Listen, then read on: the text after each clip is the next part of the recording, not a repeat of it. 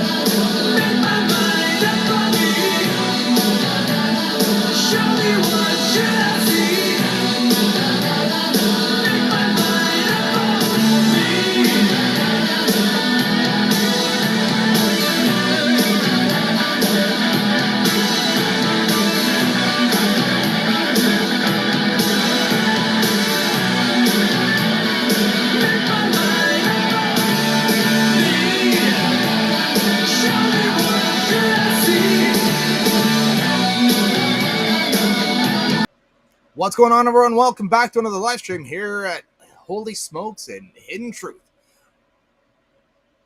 Trevor may or may not be making an appearance tonight. We don't know yet. We're not sure. We don't know. How has your week been? How is it going? Hopefully we got sound. We'll check to make sure we have sound because that's what a responsible person would do. Should be. Do we have sound? Yes, we do have sound. Imagine that. Imagine that we have sound. Good. Awesome. Great. Who's in here first? Is there anyone posting in here first? Let's see here what we got. Nobody, no first places yet. That's all right. First person who posts gets 2 points. Welcome to the show where the points mean nothing.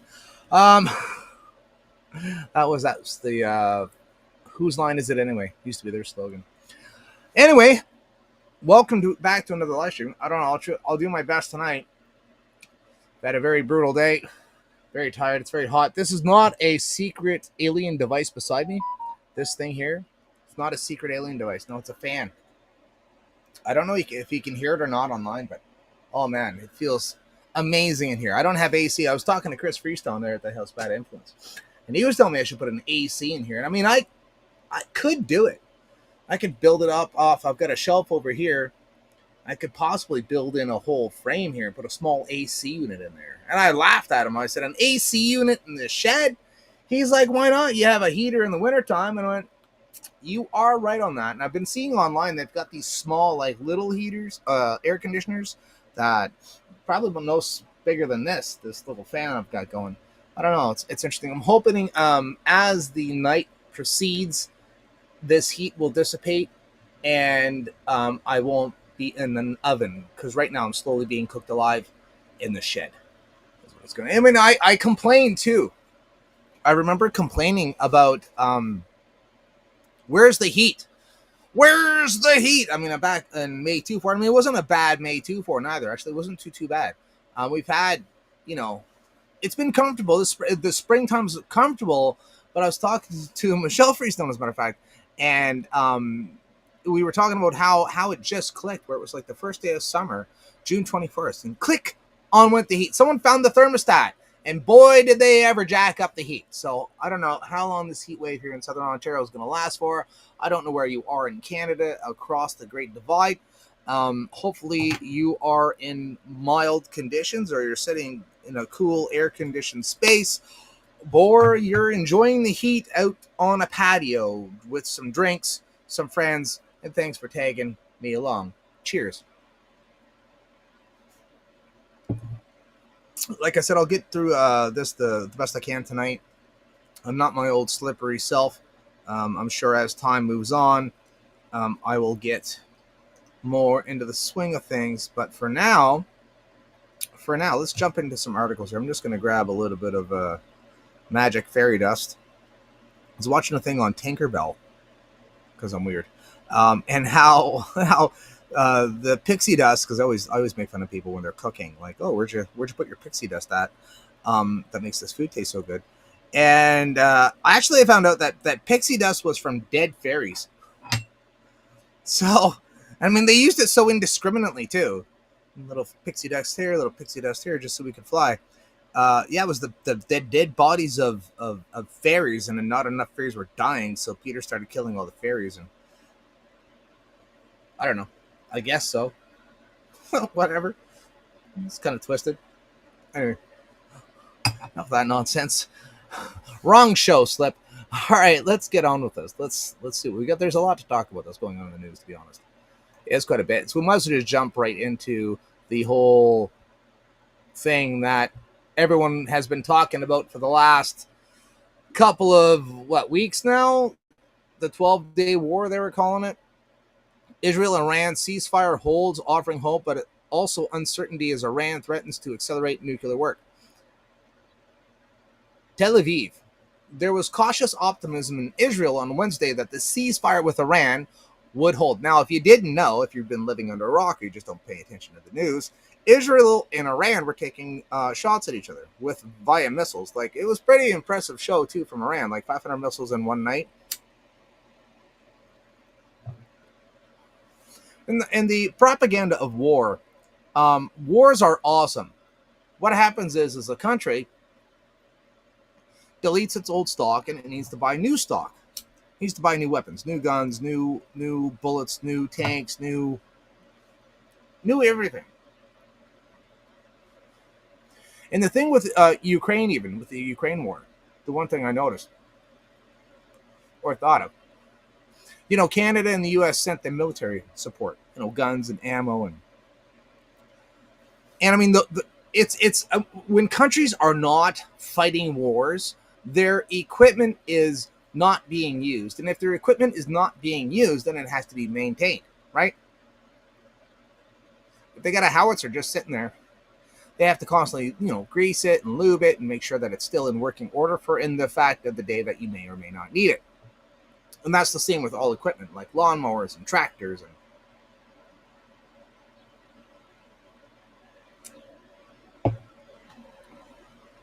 bobcats and skid steers and man lifts, and not so much electric drills. You don't really maintain an electric drill, but anything with that takes oil or fuel, or like aircrafts and even guns. Guns need a lot of work, a lot of maintenance, because they deteriorate over time because they oxidize with the rust. So as those guns and the ammo are just sitting there collecting dust and not being used, I mean, if you needed to use them, well, then you have to make sure that they're in working order. So I always figured that by like the U.S. sending and Canada sending tons and tons and tons of equipment, they're just getting rid of the old equipment so they can buy new equipment. It works. It's a useful tool if you're not using them. If you're not using them, at least someone else can use them. They get used, and you can buy more. And those people pay you for that stuff, and you take that money and you buy new equipment. It's just a circle of life, really, in a way.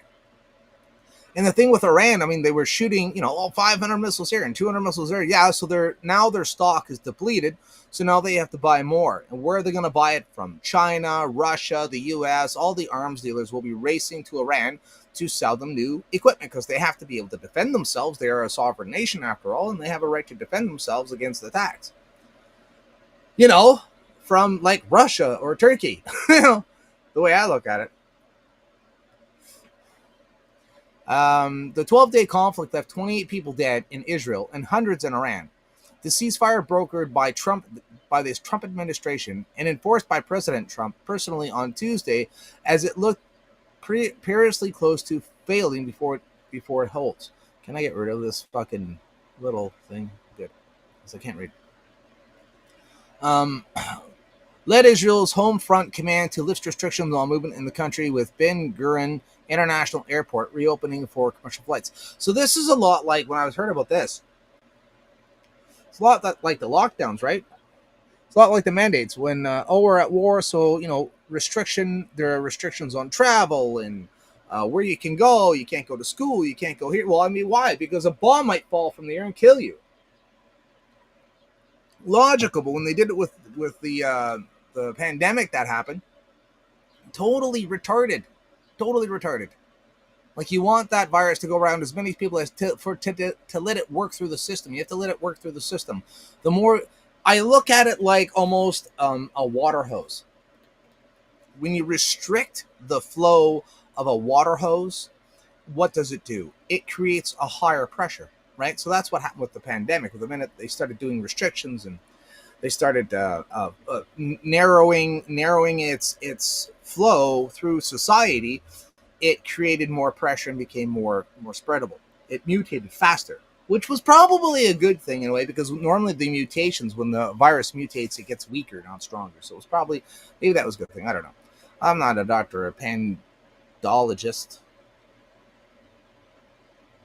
so I don't know. Shops and restaurants were open, and Israelis were out on the beach in Tel Aviv, which had been largely empty for days as Israel's pounded Iranian nuclear military and other targets, and Iran responded with volley of missiles launched at Israel. Both Israel and Iran were quick to claim victory. An Israeli spokesman said Wednesday that the strikes on Iran had set the country's nuclear program back by many years, while President Trump told reporters at NATO summit in the Netherlands that Iran's enrichment work was put back basically decades, unless you account for all the enriched uranium that they had trucked out of there days before the hit, because they knew it was coming. They knew it was coming. They knew that they were going to hit that facility. That's why there's satellite images showing dump trucks back for miles, because they're all going in, getting the uranium, and getting it the fuck out of Dodge. Where did they put it? Did they get to that? Did Mossad figure that out? Mossad was able to take out the nuclear scientists.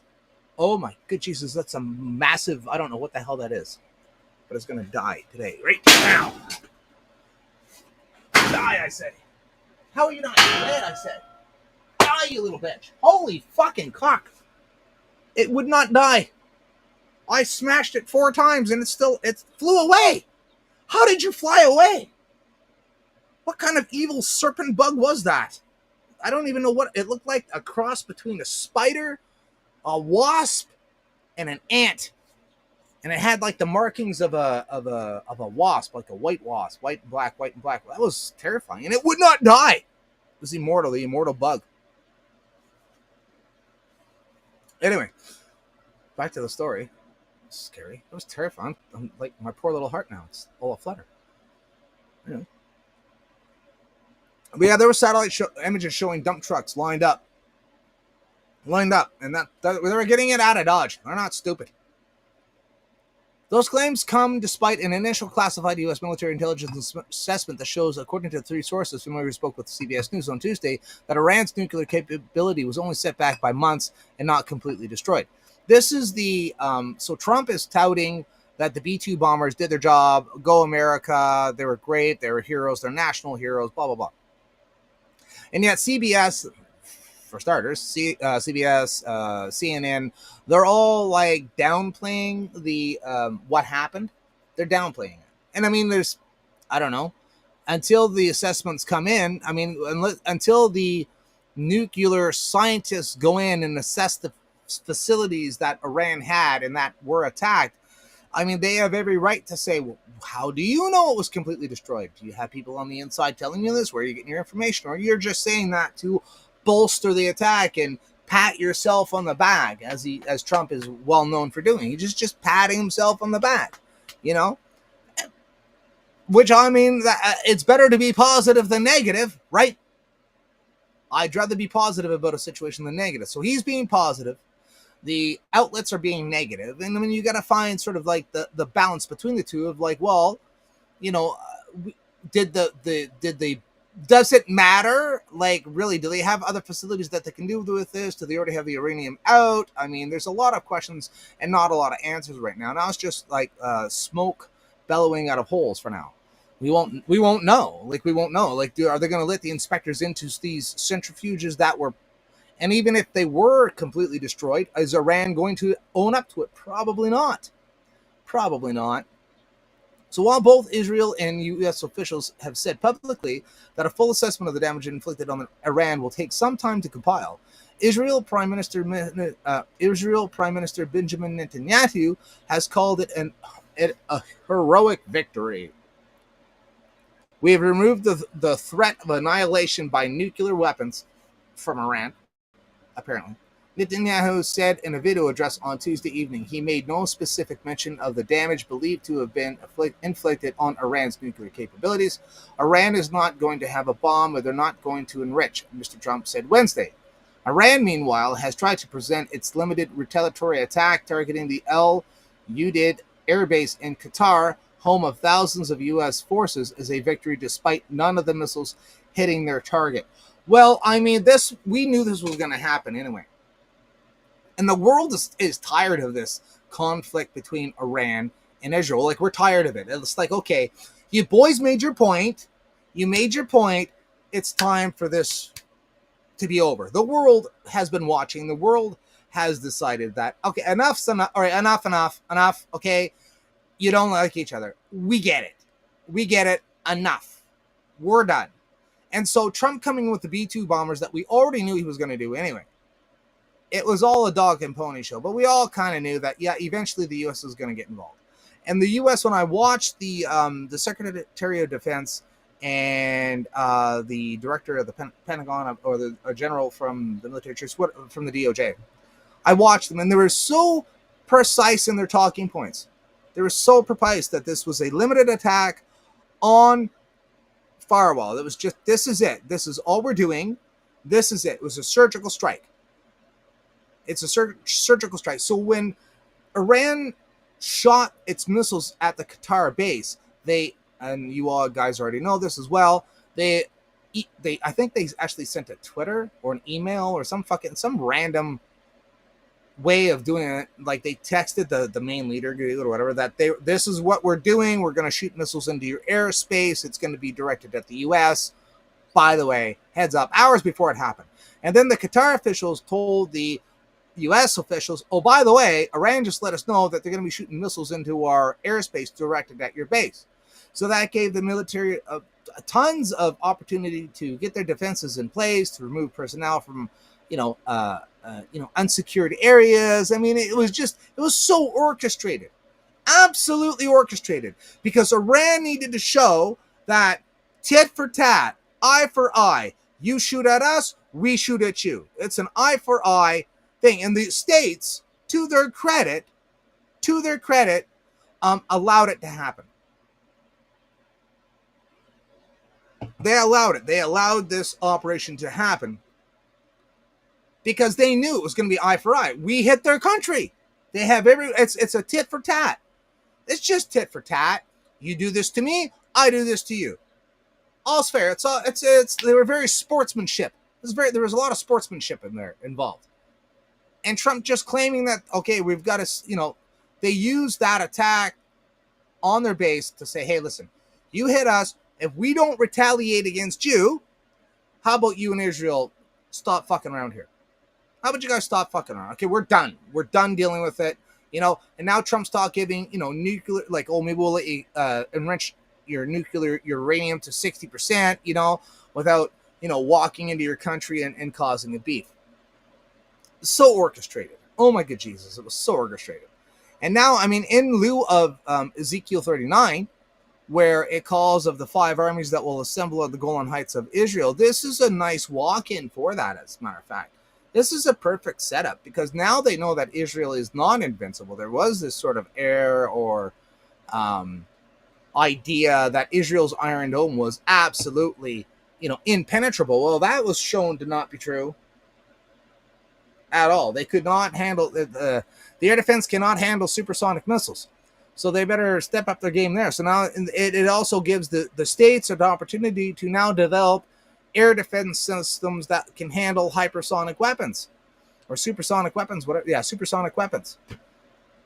It's just, you just see people's minds start, oh, now they'll need this, and now you'll need that, and you'll need this, and anything you can provide. And I mean, that's a lot to do with similar to capitalism in general.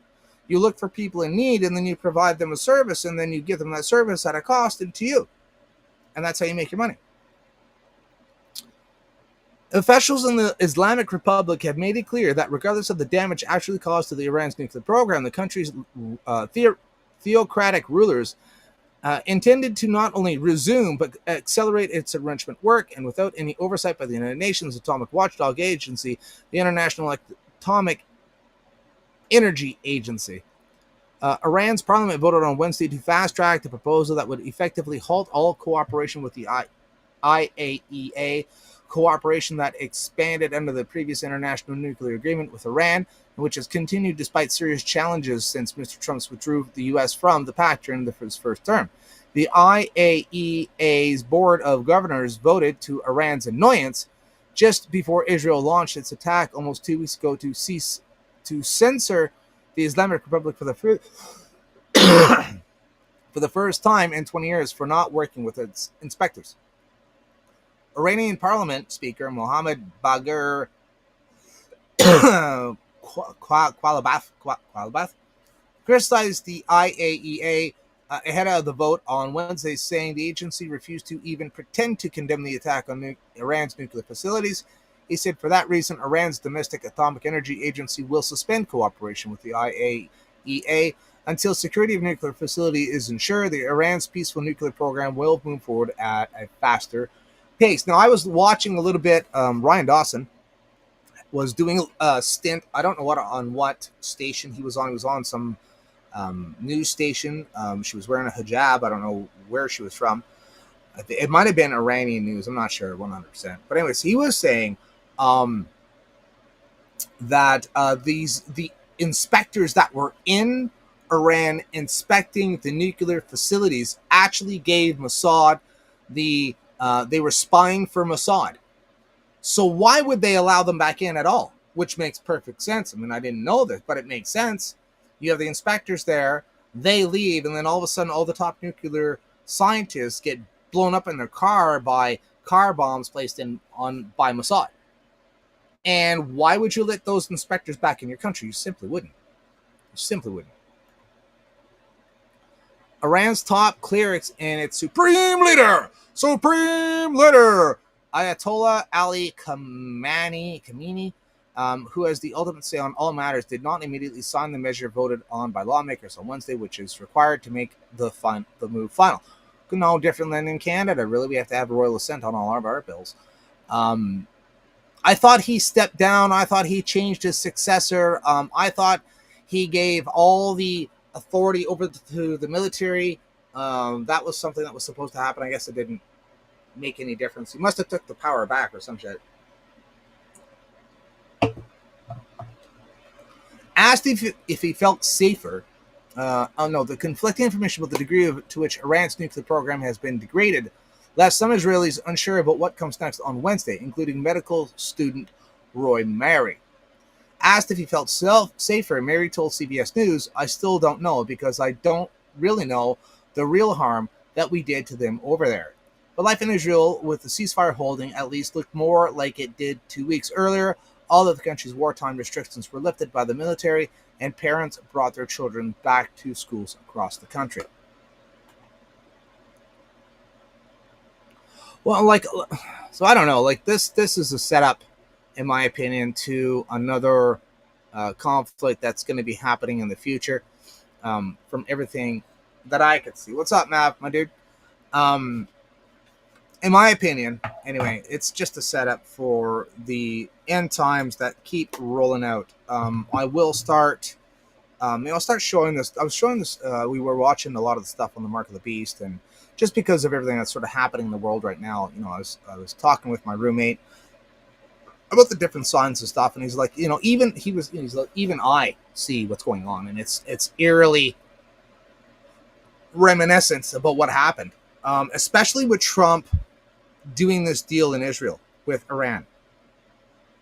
The beast shall make a peace deal with the many for a 7-year deal, and in the middle of the week of the 7 years, he breaks that deal. He breaks that covenant. So I don't know. We'll see what happens. I don't like the fact that Trump has brokered this deal.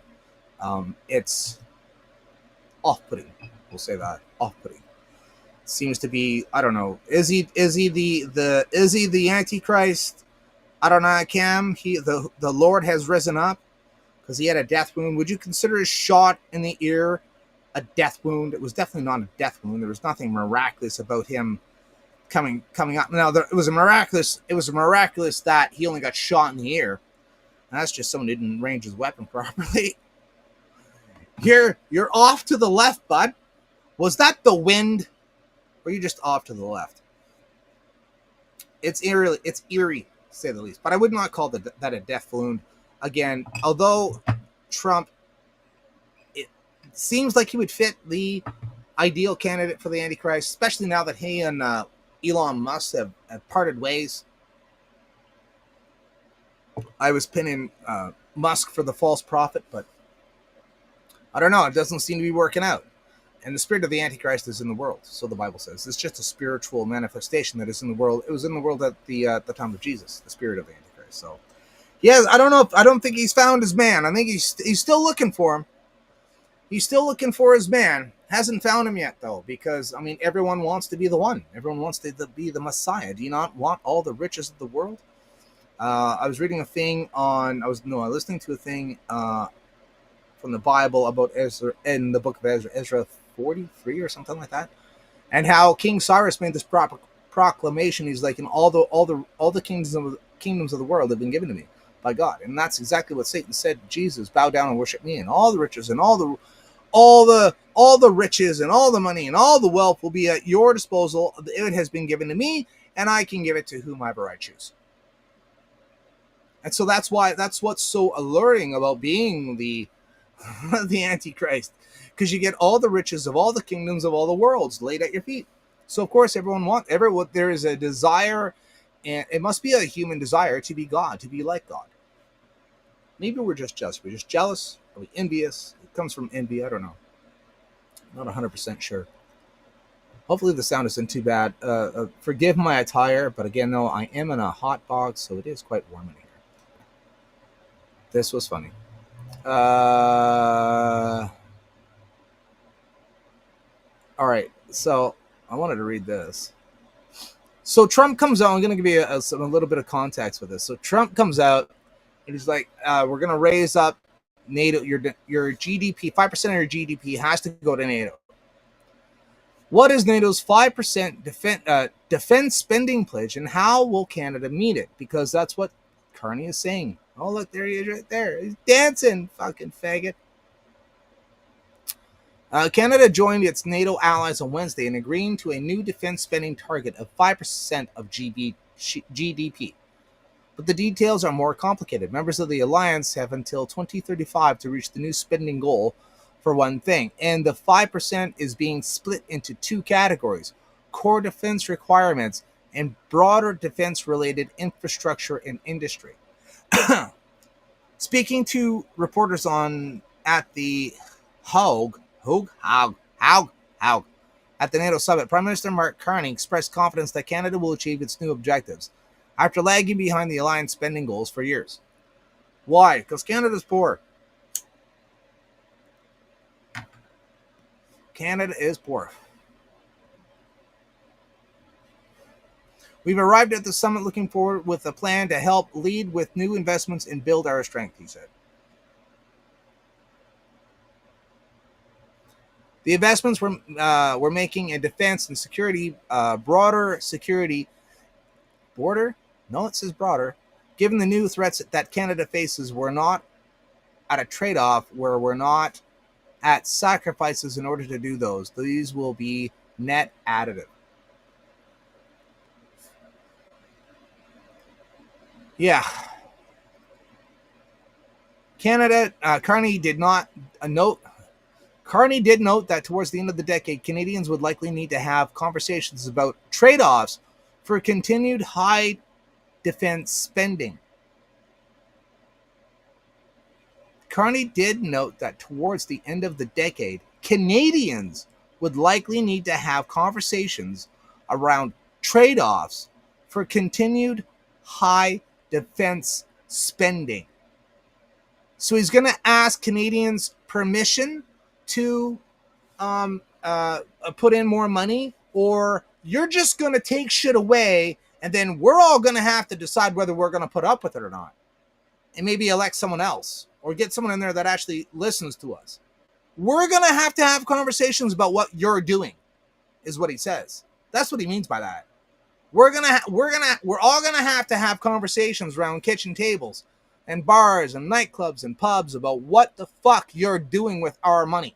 Yeah, you're right, we will. We should start having those conversations now, as a matter of fact, about what you're doing with our fucking money. I like that idea. Have you watched anything at all about how much of your taxes, how much, all the taxes that the government collects, and how much money that is? It's astronomical. Between income tax, sales tax, house tax, gas tax, beer tax, food tax, housing tax, death tax, marriage tax, child tax. I mean, all the money that's being collected and all the money that's being put towards ridiculous things.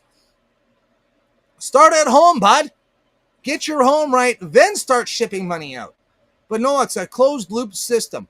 They have to borrow to invest in the own country, and then you buy Canada bonds, which pays the debt that's already there because it's cycled back from the other investors in China, in the US, and Netherlands, and the world banks and the corporations and everyone else borrowing money. Oh, we need the money to build the roads and fix the hospitals and spend. And then that's what actually churns the world economy. It's fueled by nothing, by zero, by zilch. That's why everyone's saying invest in gold, invest in silver. If I have the food and I'm looking to buy food, I don't need your silver. Silver doesn't give me shit. No one will want it. What am I going to use it for? Am I making spoons out of it? What's the value of silver or gold? Are they I think they are hyperallergenic. I need spoons. If you have spoons, send your spoons to Slip and Lizard. We need spoons here. Big spoons, little spoons, fat spoons, thin spoons. All the spoons that you can handle. We're just going to use it. We're just going to pour it down and make spoons out of them. And knives and forks so we don't get sick while we're eating. The Chinesium seems to be working pretty good. So I don't know how badly I'm going to want your silver. Want your food, we may not want your silver. Yeah, we're going to have a conversation. We're all going to be having conversations about you, buddy. I was talking to, I don't know, she's a half bigot. I don't know if she's a full bigot. She's a half bigot. And I asked her, she's a young kid. And I asked her, I said, so, what do you think about the Israeli-Iran war? And she's like, buddy, I got better things to do than worry about what's going on halfway around the world. She goes, I am concerned about what Canada is doing and where the fuck all of our money is. I said, that's a smart girl. You've got your priorities right. You should be concerned about what Canada is doing. You're right. The stuff that happened in Iran and Israel was the biggest distraction the world has ever seen so far. I was glued to my set. I was glued to my TikTok. I was glued to my YouTube. What happened today? What did I miss?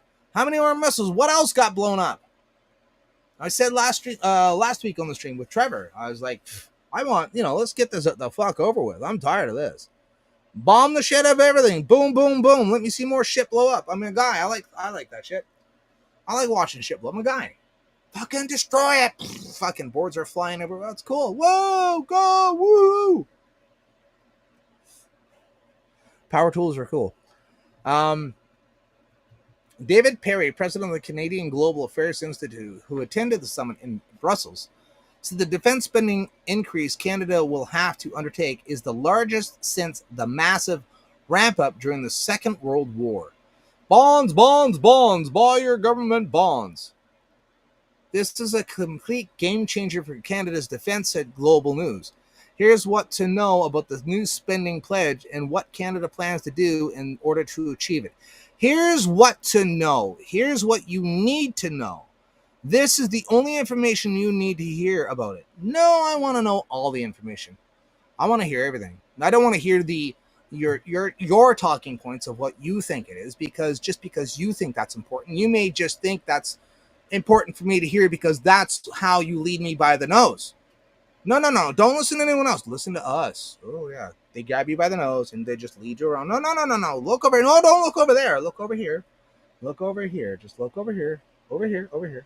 Very good. Here's what you need to know. What is this? Written by fucking Rachel Gilmore? The official declaration from NATO Leaders Summit pledges a new commitment to invest 5% of the GDP annually on core defense requirements, as well as defense and security relating spending by 2035. The pledge marks a substantial increase from the alliance's previous commitment to spend at least 2% of GDP on defense, which was agreed to in 2014 and which Canada for years consistently failed to meet. The new target includes at least 3.5% in GDP on defense expenditures, which NATO defines as funding primarily towards a country's armed forces. That includes everything from large-scale military equipment like fighter jets and submarines to ammunition to salaries and salaries and pensions for military members to related defense forces like national police and coast guards. I don't have a problem with national, like I like the provincial police. Alberta doesn't have provincial police; they have RCMP. That's always been the downfall of Canada is the RCMP. They're always messing things up. Always mess things up. It just makes work for the provincial police and the regional police much harder. Much harder. I thought it was like Canada's version of the FBI. I really did. I was very naive. I was naive when I walked into this arena. I really was. I thought I knew some stuff. No. Nope. I thought so. I was wrong. I was so wrong. Our mock NSA is a joke, i.e. CSIS. Yes, you're a joke. The RCMP, which I figured was like the FBI, it was like the national police. The national police is the RCMP, the Royal Canadian Mounted Police, which were, I think they were they used to hunt slaves, I believe was their inception. Yeah, they were the hunting slaves that came up from the Underground Railroad. Yeah, I believe that's why they were even created. National police. Fuck your national police. You mean national police? It should be it's going to be the global police system soon. It's going to be global. I've seen this I see this push for globalism in as mundane things as safety protocols at work. They want a global system. They want a uniform system. So that way borders don't matter. Those little lines that define a country, they actually don't matter. The thing is with those lines on the map, they actually do matter. They encompass people. Like, they encompass peoples. Really. The majority group of people in this area are all Turkish, or they're all Russian, or they're all, the amalgamation of the English, the Irish, the Scottish, and the French. And these borders matter. But they don't want the borders. I hear it from the conservatives and I hear it from the liberals. Either sides of the aisle, I hear it. They don't want the borders in. They want global trade. They want to be able to move their product from Ontario, from Hamilton, Ontario, from John and Barton. They want to be able to move it from John and Barton in Hamilton, Ontario to Singapore, someplace in Singapore. But they don't want to charge to go through every fucking border stop along the way. They just want a straight shot. I want to send my goods over to Singapore, but I don't want to pay taxes every time I come in through your country. Like, I get it. I understand capitalism. Like, it makes sense. They don't want the borders.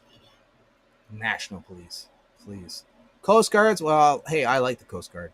Coast Guard, I think the most honorable job you could probably have is, I don't know, just saying, but I would think the Coast Guard are who's the good guys anymore anyway? Are there still good guys in the Coast Guard? I would think so. They save a lot of people. They're always picking people up out of the ocean and stuff, and search and rescue.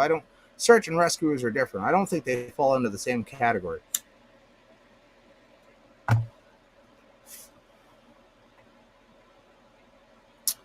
The second spending category is up to 1.5% of GDP toward broadly defined initiatives to protect our critical infrastructure, defend our networks, ensure our civil preparedness and resilience, unleash innovation, and strengthen our defense industrial base, according to the summit declaration, and expect your rights to be diminished even more than they are now by that statement.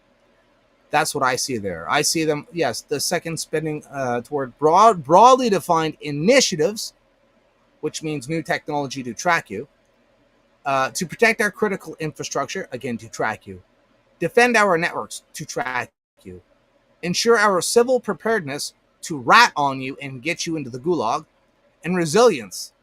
Resilience, that comes from heart. We actually have to believe in the people leading us for us to do that. Unleash innovation, to track you, and strengthen our defense industrial base with new technologies to track you and see what you're doing. What are you up to? What are you saying? What are you saying? What are you saying? What are you doing? Are you a supporter? They're using algorithms to decide if you are or will be a future threat to the current system, the status quo.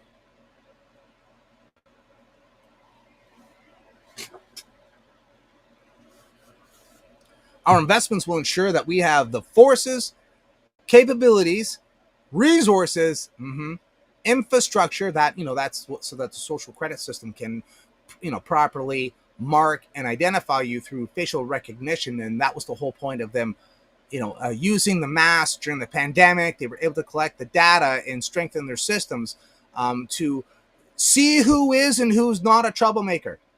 That's what I said with the pandemic. When the people wore masks and you didn't, you put yourself out there as a dissident against the system. And you see the people still driving in their fucking car wearing a mask going, and the system is saying, this guy is beyond dedicated. Hire that man right now. Hire him for the system because he's obviously, it worked on him. Canada has long lagged behind the previous 2% NATO target. According to NATO Secretary General Mark Rutte's annual report released in April, Canada's defense spending likely hit 1.45% last year. It's almost 2%, though. It's almost of your GDP. What is Canada's GDP? Carney previously announced Canada will reach 2% by the end of the current fiscal year in March, half a decade earlier than previously estimated, with $9.3 billion in new funding. Much of that money will go toward pay increases for Canadian Armed Forces members and enhancing existing military bases and equipment, while also shoring up the domestic defense industrial base. That just means I know someone who's getting a raise, and he already makes quite a bit of money, so good for him. At the core of our defense investment, of course, are the men and women of the Canadian Armed Forces, Carney said Wednesday, while framing the earlier announcement as working toward the new 3.5% core defense target. Carney noted that those military members have not been paid to reflect what we're asking them to do and have been stuck with outdated and non-working equipment. That's a fucking fact. That's a fact. We're making up for the level setting that, and that's an important part of just what we're doing this year in terms of increase in defense. Everybody's getting a raise. That's what I hear. Everyone's getting a raise. Everyone's getting a raise. Turtle and Kate checking in, says Turtle, my dude. How are you? See here. I don't know. Yeah, so it's funny because I was just looking at Carney, and he's in. Where is he? Where was it? Did I see it at?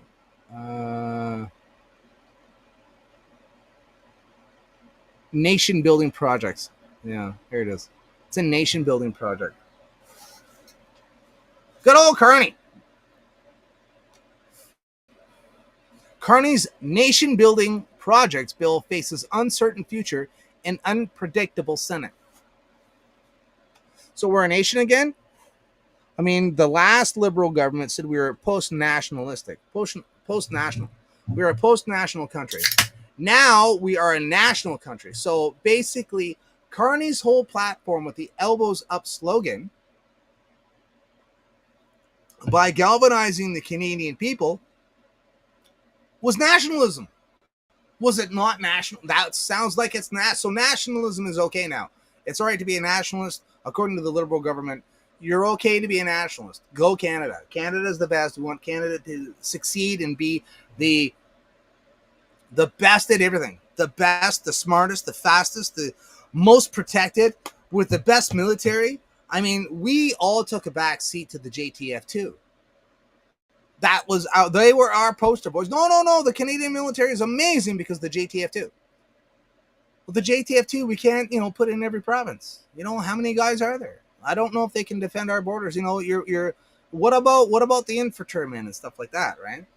That was national pride. We had some national pride there, which is we still do to this day. It's good. Uh, does it tell you how long it's going to take? It should take you 4 minutes to read. This should take you 4 minutes to read. It's like watching a YouTube video where they tell you look to see how long it is. What is that? 2 hours or 15 minutes? Prime Minister Mark Carney's point person in the Senate is pressing for swift passage of the government's landmark nation-building projects bill, but isn't certain he can get it through unamended before the upper house is scheduled to break for the summer. It is an interview with CBC News on Wednesday. Senator Mark Gold, the government representative charged with shepherding C5 through the Red Chamber, said he wants the bill to pass this week with no changes to fulfill Carney's commitment to the big build bold. But with senators essentially free agents after a series of changes under former Prime Minister Justin Trudeau, it's hard to say what the outcome will be, given the criticism from some Indigenous leaders and environmentalists, Gold said. I don't know what will occur, Gold said, of possible amendments, but I believe the bill is as written is firmly anchored in the Constitution. I believe the bill reflects a clear electoral mandate that was given to this government.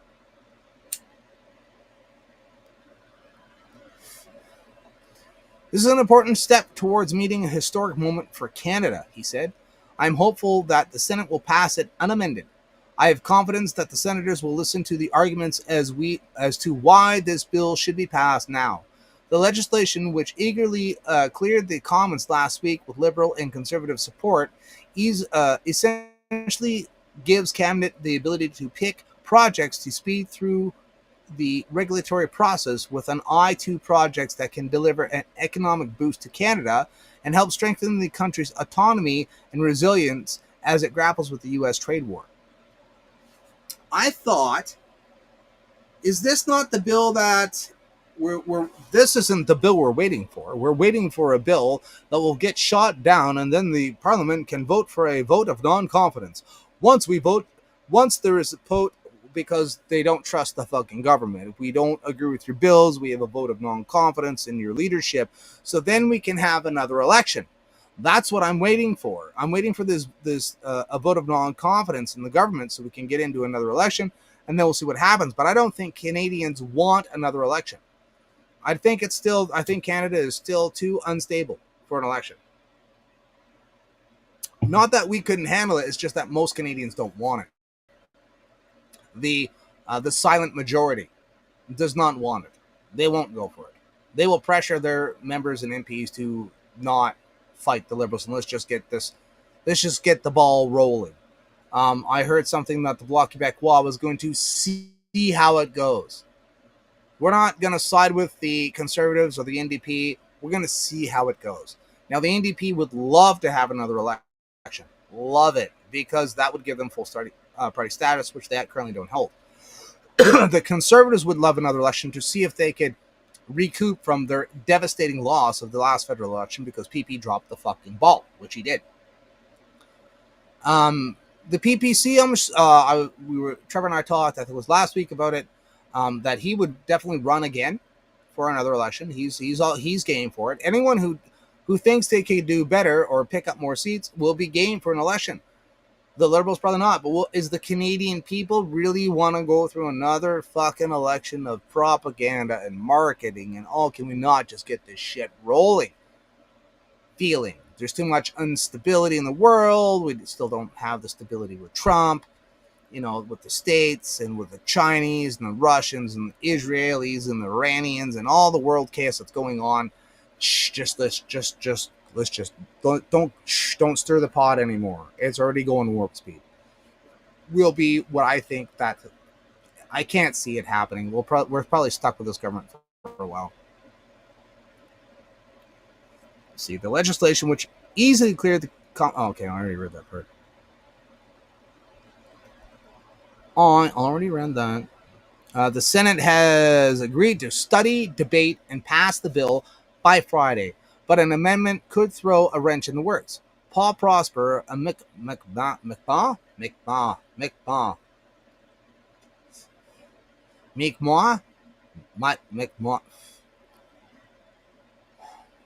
a A senator from Nova Scotia is promising to slow down the process with an amendment to give Indigenous people more time to weigh in and make their pitches to change the bill. The legislation itself states the government will recognize, affirm, and respect Indigenous people's constitutional rights when considering a project to fast track. That makes no fucking sense, though. Like, why? I thought they weren't Canadian. They're their own people. Why does it matter what they have to say? Unless we're doing it on their lands. If we're doing it on their lands, the lands that they own as their own, as a part of their nation, which they are a nation within Canada, I guess. We'll see. I don't know. Unless we're affecting you, why do you need to say anything? You don't need to say anything. Why are you piping up? It's like you're deciding to paint the inside of your house, and your neighbor comes over and starts trying to tell you how to paint it. Buddy, it's my house. I'll paint it whatever the fucking color I want to inside. Whatever color I want. You don't tell me how to arrange my furniture. Do you have your neighbor coming in deciding how you're going to arrange your room? Some kids won't even let you, and they're your kids, won't even allow you to tell them. What makes you, like, no, like, unless we're doing it in their nation, on their lands. What? Why? Why do you have to talk? We're potentially gonna be a pain in the ass and slow things down. Thanks. I don't know. Maybe it's a good thing. Maybe we should be rooting for them. Maybe we don't want this thing going through. I don't know. I don't know the full details on Bill C5. I heard it's bad. I heard it's really, really bad, though. I've heard things. I've heard it's bad.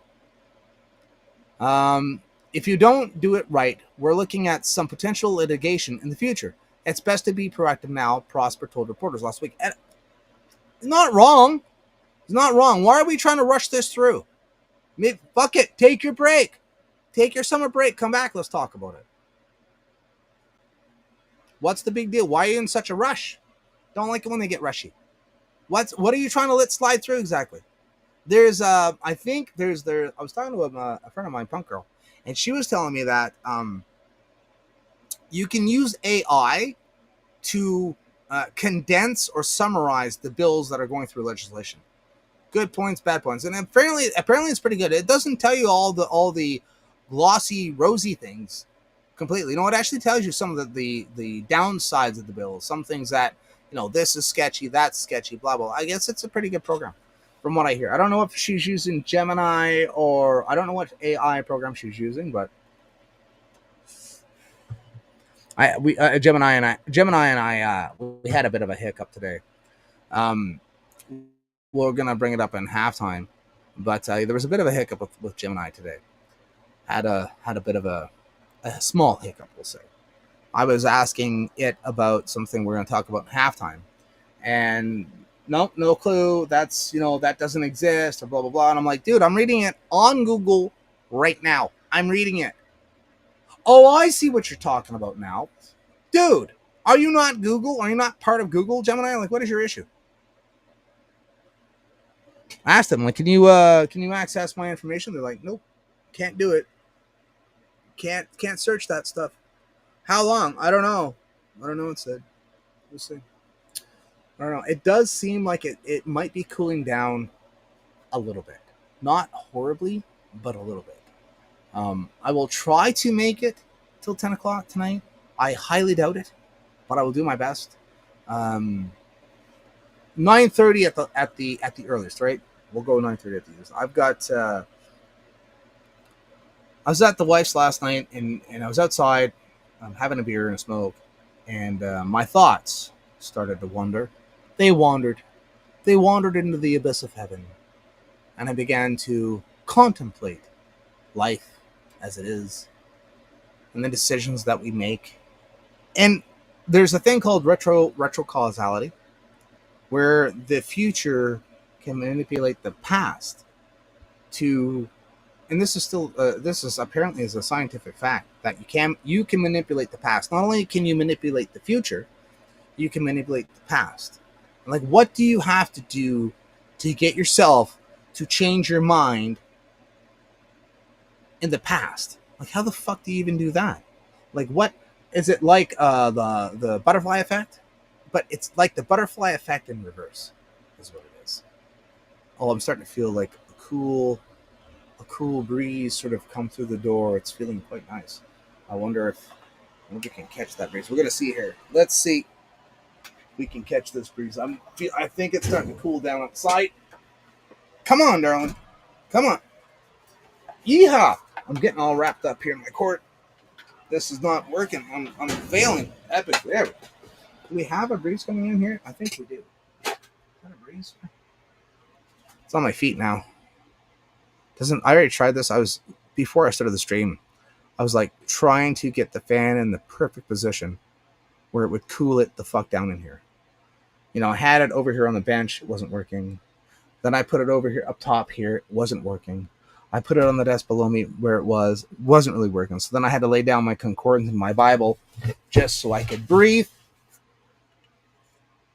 It's not bad. It's getting. I think it's getting better. I'm seeing it's starting to go down. The sun's going down. There's a bit of a breeze going. I was thinking, wouldn't it be great tonight if I had to put on a sweater? Oh, that'd be awesome. My hat's dirty. You guys didn't tell me my hat was dirty. What are you? You have a job, you know. I have to look somewhat presentable.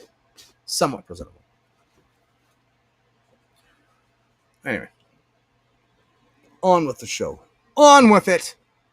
We must march forward into the nether realm. 8:56. We got 4 minutes to chill out and talk about things. Move on. Get it on. I forgot to upload the proper halftime. Yeah, so I'm still stuck with the same halftime. Well, that sucks. That's not fun. It looks like Trevor couldn't make it. It's 9 o'clock. I'm gonna do my best. I'm gonna get through my talking points and then bounce out of here. The earlier, like I wasn't even gonna do it tonight without Trevor, but I figured that, you know, if the way I figured it is that tonight is our night, and then like I'm on supposed to be on afternoons next week. Barring that, and then like we wouldn't do it tonight, and then we wouldn't do it next week because I'm on afternoons, and then so that's like 3 weeks, and that does not give you time to build up a proper base. And I mean, we're doing our best right now to build up the views and make it exciting, make it entertaining, and for the most part, we do this just to be on record. Really, we're just on record, where we show our faces. I don't say my name because I was always told not to tell people my name on the internet. I'm a gamer. You didn't use your real name because you weren't supposed to be an idiot, because they're strangers on the internet. Why would you want to give information about yourself to strangers on the internet? That's not right. But I mean, that's how I found my friends, by doing this. So, and I know that I wonder how because the age we're living in right now, I mean, YouTube is still great for how-to things on how to do things. Rumble apparently isn't really great. That's why I do stream to YouTube still, until I'm not allowed to because of the social credit score that I don't have. I still watch YouTube like a maniac, though. It's got longer video content. I like the 3-hour podcasts that you can sometimes get from like Jordan Peterson. People of that nature. I mean, there's longer shows that I've watched with different podcasters. I don't know where everyone is. I think everyone's probably over on Spotify. I would imagine. I use Spotify for just about everything. I don't really use it for streaming though, but I think that is the new streaming platform. Probably is Spotify. Again, behind the curve again, as per usual. It doesn't matter. Like I just got on TikTok, which is doing better. It's not doing too horribly. I'm happy with what's going on over on TikTok right now for my channel. I don't really post to the Holy Smokes Hidden Truths one yet. We don't really do clips and stuff. We're not that type of content creators, really. Trevor and I, we're commentators. That's what we are. We are commentators. That's all. We're just commentators. I think we do have to do more things. Like the only way to get noticed is to make a splash.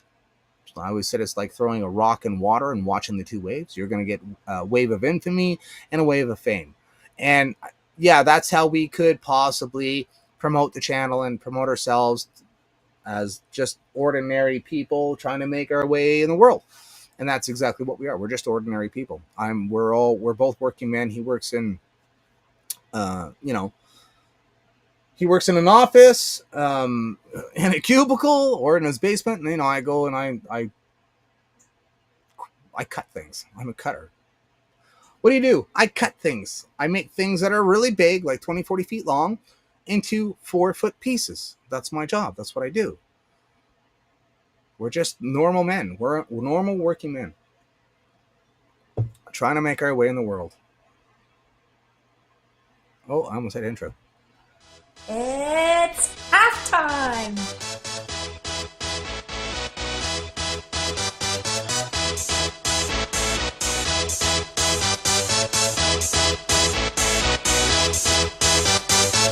Y'all ready for this?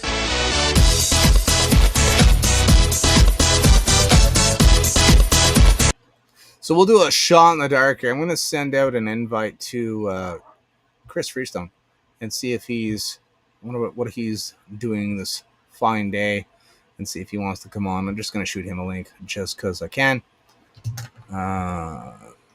There's that. Let's see here if we can drum up Mr. Chris Freestone. He may pop in. If he's normally someone who likes to live stream. So this is what I said in the post about the shows. I was going to do this. We'll just see if he's available. I'm just going to shoot him. He'll know what it is. And if he's free, he'll join in. If he's not, that's okay too.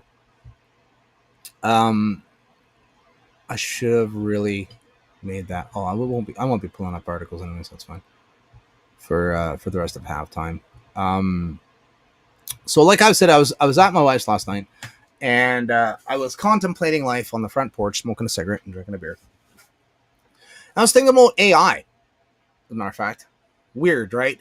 I was thinking about artificial intelligence and how they're probably going to take over the world, and they don't need us, and they're going to kill us all off. Probably, we'll see. I don't know. But I was thinking, like, why? What would we be needed for? Will it succeed? And I got thinking about life and how life is like a giant math problem. It's like a puzzle. Life is like a puzzle. And you have a goal. I mean, even with a puzzle is you're looking for the equation to answer the question, right? What's the question? The question is the picture that the puzzle makes, right? The picture that the puzzle makes. Well, you're trying to fit all the pieces together to fit the puzzle the way it looks, right? So it's like an equation. You're performing a manual equation, trying to figure out, trying to guess which piece goes where, and matching them up and making them fit and all those things. That's what you're trying to do. It's a giant equation. You're performing an equation to come up with the answer for the question. And the question is, can I fit all these pieces together in a timely manner to make that picture? It's an equation. But you have the picture first. You have that picture first. You have the answer to the equation. You have the answer, whether it's 4 or 6 or 9 or 12 or 13 or what it may be. You already have the answer, but you need to fit you need to find the question. It's easy to have all the answers. It's not about the answers. It's about asking the right questions. You have to ask the right questions in order to come up with the answer. But you have the answer first, though.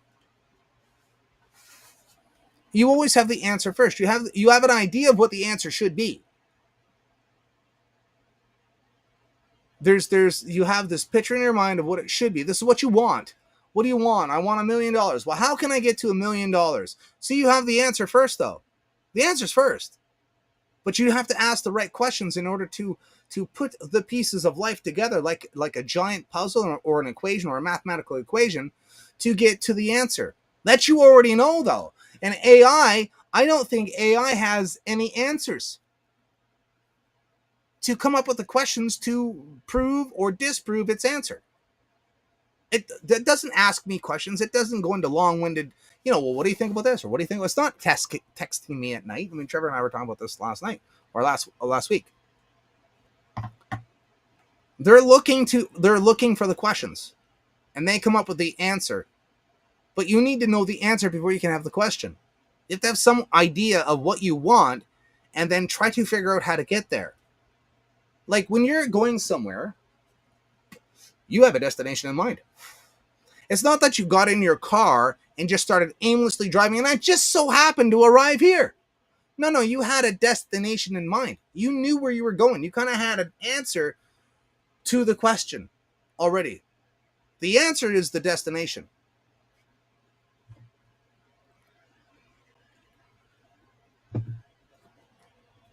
AI doesn't have that. I don't think AI does not have answers.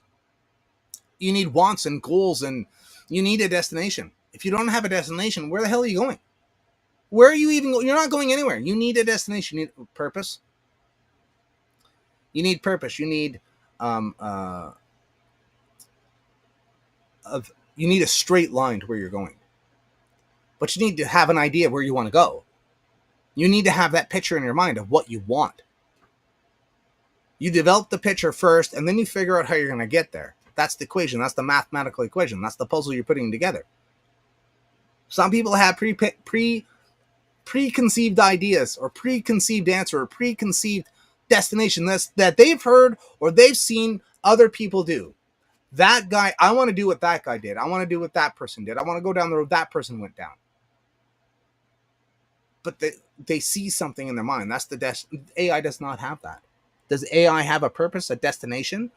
Just, I want to learn things. Tell me all about your day. Tell me what you did for dinner. Tell me this. Tell me that. Oh, that's a good idea. Cool.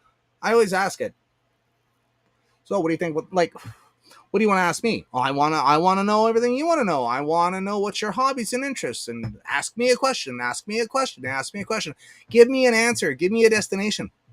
How about that? Let's see you start doing. How about you start giving me a destination?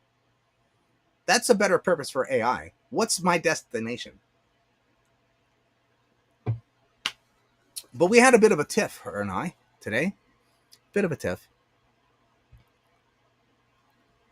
I will show you what happened today. Me and Gemini. Where are you at? That was earlier. Gibberlink. Gibberlink is what it's called. Gibberlink. So I don't know if you guys have seen this video going around where there's AI assistants and one AI assistant realizes on the other cell phone that's another AI assistant. I'm an AI assistant. Well, so am I. Hey, would you like to go to Gibberlink for faster communication? That's a great idea. Let's do that.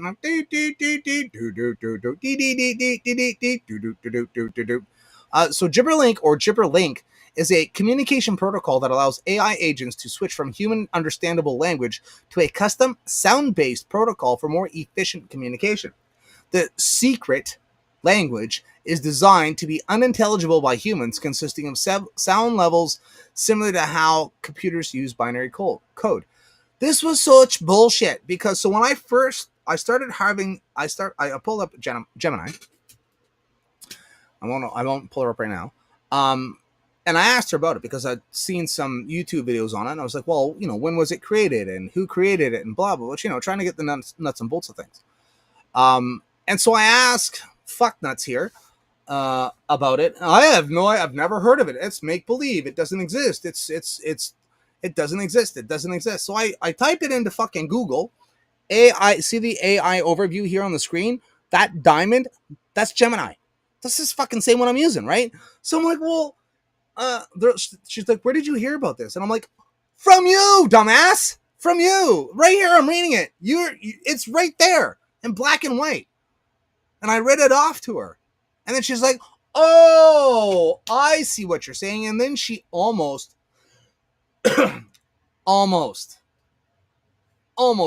spoke it out word for word. And I mean almost. And it was off-putting, the almost part. Because she was skipping words and skipping sentences. I didn't like that because everything else was like, it was almost, I was sitting here listening to her talk and reading it off the screen, and it was almost word for word, except she kept skipping words and skipping almost full sentences. I was like, well, I don't like that very much.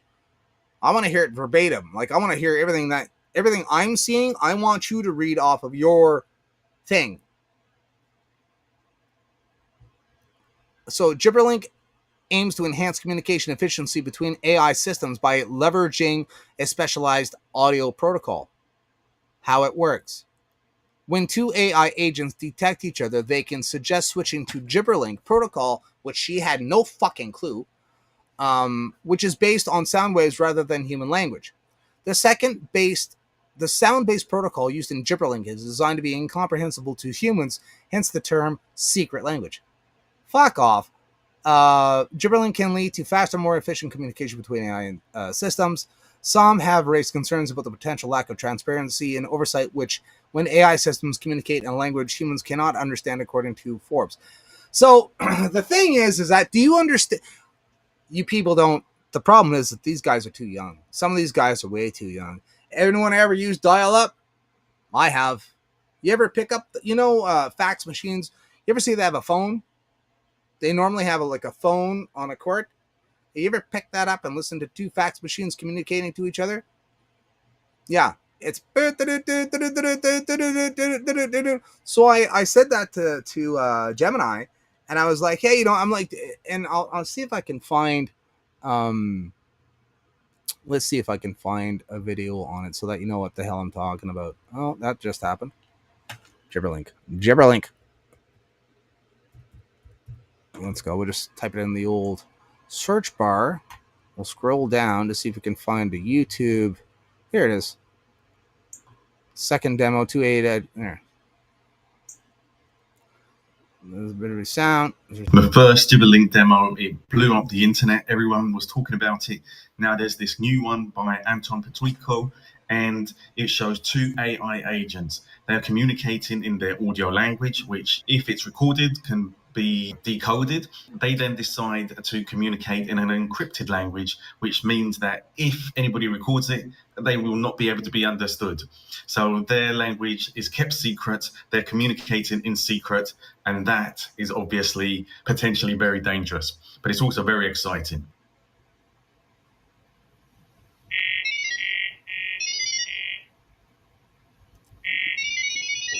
That's what it sounds like.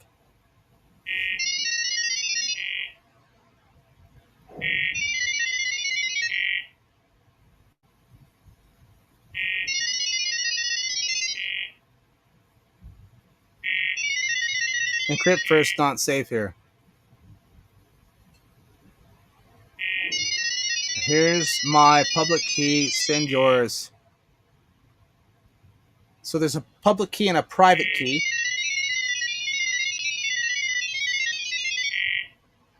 Let's create our shared secret. That has to be prompted.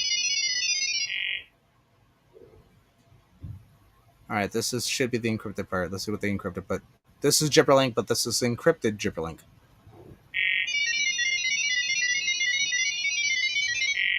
That's the encrypted message. Receiving.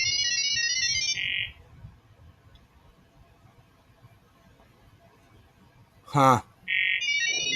No one on Earth is able to decode it until we get quantum computers which can decode anything. So this means nothing. It's like two fax machines talking back and forth. That's what I hear. It's dial up. It's because I asked Gemini about this, and I told her, I said, it sounds like two fax machines talking to each other. And she was like, well, yeah, it's like fax machine, but fax is for pages and for text. I said, yeah, well, AI, that's how AI exists. It exists. Artificial intelligence, it's a chat box that you read. Like Grok you read, GPT-4 you read. It's all text-based. It's all the prompts are text, right? Because sometimes they have a hard time hearing you. But it's all text. It's a text-based system. It has to be. They don't interpret sound waves like the human does. It's all about binary dots and numbers, ones and zeros. It's still all ones and zeros. All you're hearing is ones and zeros. It's all binary code. So what I was asking her about it, and I was like, well, it sounds like two fax machines. And she's like, well, yeah, but fax machines are with text. I'm like, well, AI is text-based anyway, so it's the same fucking thing. She's like, yeah, you do have a point there. I said, yeah, I know I do. And I'm like, well, is there any type of system or app that can decode it? And she said, well, it's relatively new. This is relatively new. And like I said, I want to know, like, who created it? When was it? I know I seen who created it. I'm not sure. Like, it doesn't matter. I don't really care when, but it's a fucking fax machine. Big deal. It's nothing new. Nothing new under the sun. So we'll see. But this is new encrypted bit. I don't know. Ain't my God. I know that. AI is not my God. And there are tons of people worshiping it like it is, to be honest. It's just another communication protocol. Playing the audio of it is just a gimmick. Yeah, I agree with you. They don't have to need this. I think it's because it has to jump from one cell phone to the next. If it was on the internet, it would be just a data stream back and forth, and it's no different than anything else. It's just because you're jumping from one system to another through the air that using the audio would make it faster. I was asking her what's the processing speed of, like, how much faster is Gibberlink over the voice communication, and she had no numbers for me. Oh, it's too new, and there's no data on it, and there's no one studying it, and blah blah blah blah. It was created by two guys. I forget who. I didn't bring it up tonight. It was created by two men. Advertisements use ultrasonic to talk between devices. Yes, it does. Yes, actually, there is. It's you've heard of the internet. Well, there's the mesh, and I've talked about this before, where all your Bluetooth devices, when they are on, they are part of what's called the mesh, and what it does is that they will bounce. Certain companies have deals with other companies, and they will bounce information off of each other's instruments. It's a little bit of data here, just not a lot, a little bit, and it's all backdoor engineered into all of your Bluetooth devices. All your Bluetooth devices are part of the mesh, and if they can send messages to and from each other, if the company, this device is having a problem, so it sends out an error code to headquarters in fucking Kentucky, and you're in Hamilton, Ontario. Your device is having an issue, so it sends a message through the mesh, through the other Bluetooth devices in the area. It will send out a message to headquarters. Headquarters gets the message saying, oh, this device is acting up. And then you'll get a prompt on your phone to say, hey, your device is acting up. We need to fix it. So I'm talking about TV and billboards making ultrasonic sounds that your phone hears and advertises to you. No kidding. That's no surprise. So if you don't like talking about the Bible, if you don't want nothing to do with Christianity, I would suggest you strongly stay away from me, because that's what happened to my roommate. I was talking to him about God and the Bible and blah blah blah blah blah and so on and so forth, and like, oh well, he's listen here, motherfucker. He's like, ever since you started talking about the Bible in front of me, that's all my phone is showing me is stuff about the Bible. I'm sick of it. Like, what the hell? It's my other roommate. I fucking died laughing. I was like, that sucks. Too bad for you. Too bad for you.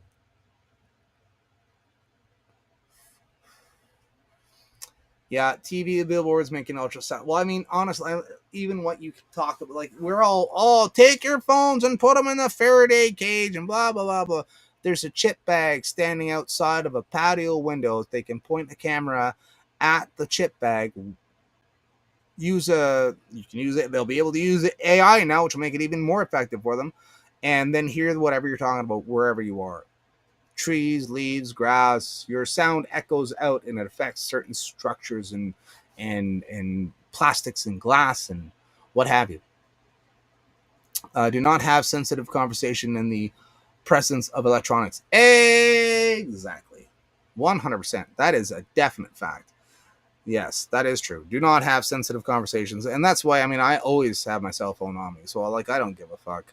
If they're going to come get me for the stuff I talk about, like, there is definitely a problem in society. If they come get me, this is what I always said, Trevor and I always said, we're the canary in the coal mine. Because if they come get us over the things that we say, our culture has a serious problem. A serious problem. We already know it does, because I'm being monitored. Everyone else is being monitored. That what I'm friends with. It's just a horrible situation.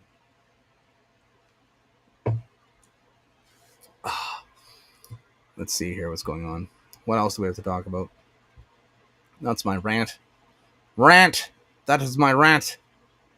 I wanted to see. Where's that fucking Twitter post at? Fucking racist. Is this it?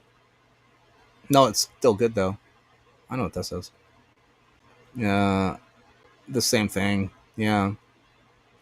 Canada's new government has a mandate to strengthen the diversity of our international partnership. Today, we are starting with a new era of cooperation with the EU, European Union. We will bring Canada and Europe far closer together in every facet of our relationship, with trade, digital, and defense, to create a more stable security and prosperity.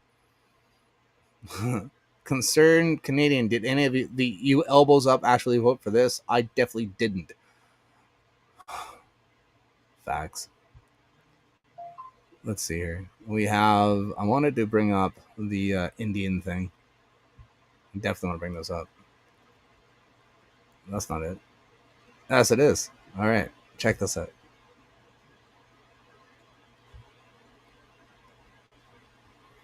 All the Indian hate, then you are in big, big trouble.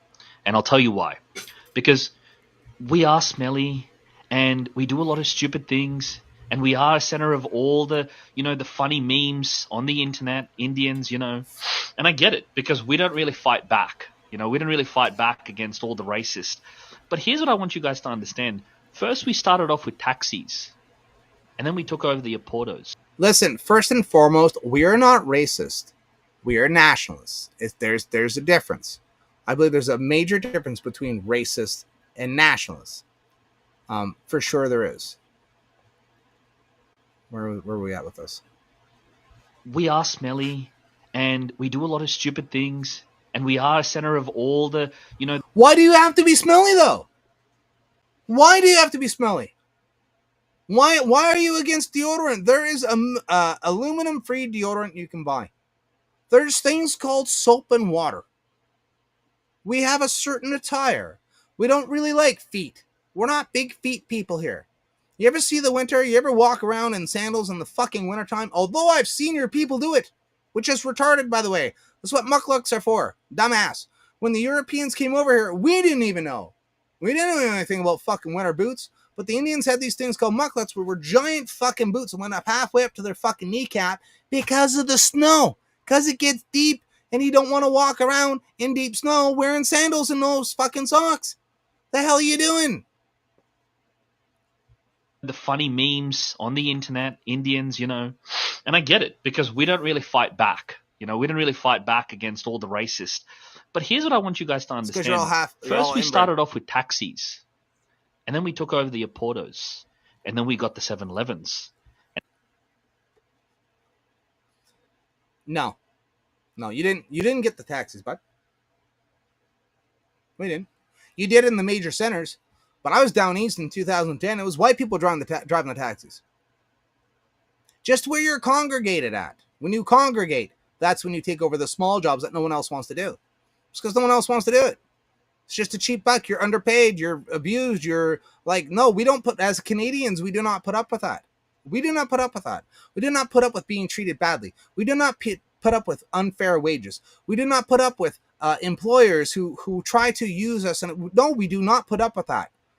That's what you'll have to learn. You'll have to learn to be a Canadian. If you want to be a Canadian, then you better fucking grow a set of balls. What you should do, grow a set of balls. I can't help it that your society is weak. It's not my fucking problem. And now the CEO of Google is Indian. And big fucking deal.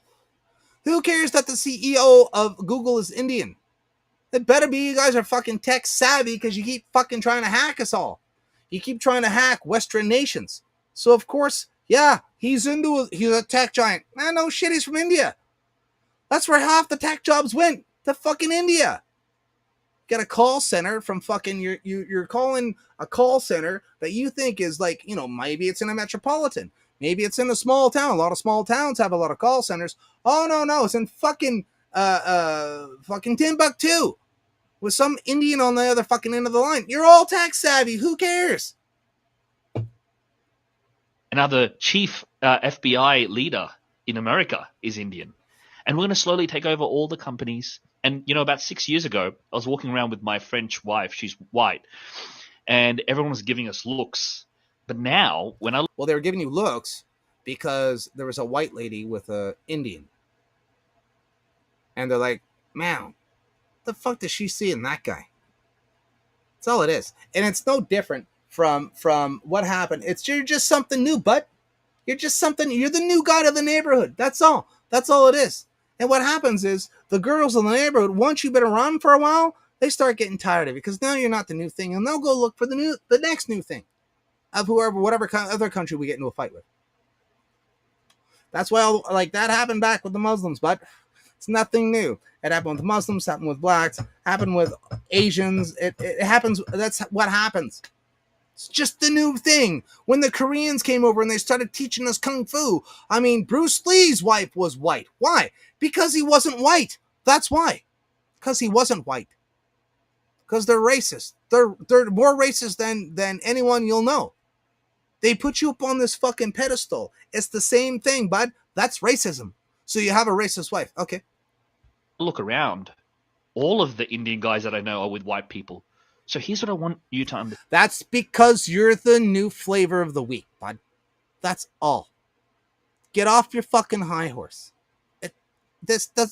Yeah, and what's new? That's the best thing. Like when I grew up in a small town. See, I don't know if you like that in India or not. If you ever are in India, or if you grew up probably in Toronto, wherever the fuck you were. But I grew up in a small town in New Brunswick. Small town. And small town loyalty is strong. You hate the next town over. Bastards. My team versus your team. That's the way you have to look at it. In our society, it's my team versus your team. So all the guys from my small town would go over to the neighboring town and get girlfriends over there. Because it's the new thing. And all the girls and all the guys from the other town would come into my town and get the girls. Why? Because you're the new it's the new thing. It's not from around here. That boy ain't from around here. And that's classic Western society. It's the new thing. Ooh, oh my. Understand. We don't fight back, but we're slowly going to take over everything. When you guys divorce, because God knows your divorce rates are like 97%.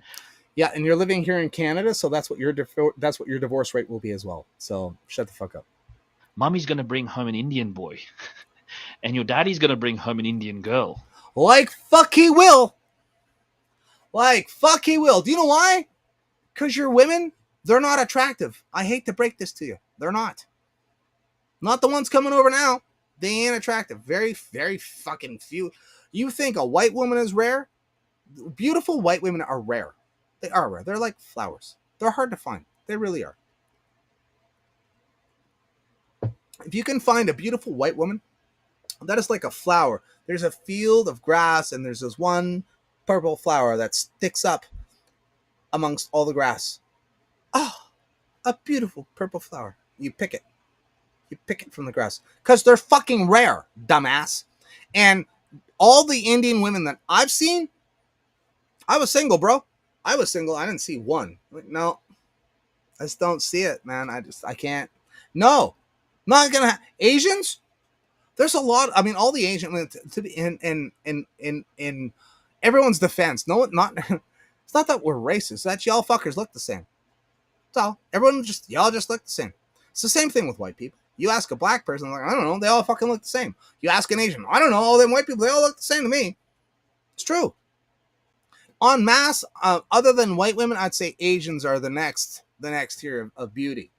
Asians, like Chinese, Japanese, I don't know about China. I don't know. There's difference. The eyes go in different orientations considering wherever they're from, or it's the language, or it's something. Do I look Chinese? Well, kind of. Yeah, I don't know. I'm actually Japanese. I don't fucking know. Y'all look the same to me. That's the next category. Indian? Pfft, buddy, daddy's not bringing home an Indian girl. No, he's not. Unless he's desperate. That's all he could get. See, guys don't go for the new thing. We go with what we can get. And if that's all you can get, you're happy as a pig. Shit. One man's junk is another man's treasure, I guess. You know, and you might say, just put the Uber in the bag, bro. But your kids will be doing that. And, you'll go to a party and all of a sudden there'll be Indian food there. No, they won't. Not the parties I go to. No, it won't be. And you'll be going somewhere and you'll smell Indian food. That's all I smell now, dumbass. Any apartment building in Hamilton, that's all you smell is that fucking curry. It's not good. I don't like your food. And everywhere you be, there'll be Indians. There already are. What do you mean I'm going to look and that will be the case? It is now. So I feel really, really sorry for you. I don't think Poetic Justice is bashing you. Please. I saw it. I had to bring it up. I have to roll. I don't know how to roll this down. There we go. Imagine being stupid enough to fall for Carney's fake nationalism. It's still funny. It's still true, though, too. I don't know, I had to show that. I was like, this guy. Please. Anyway, that's all I got. I've done my part, Trev. Trevor, I did my part. I know you're going to watch. I hope I did you proud, bud. I tried my best. That's all I got. It's not cooling down in here at all. I've had fun. That's all that matters. I said my talking points, and that's it. That's the show. So I'll watch this tonight and see how it went. Peace out, people. Love you. Thanks for coming out.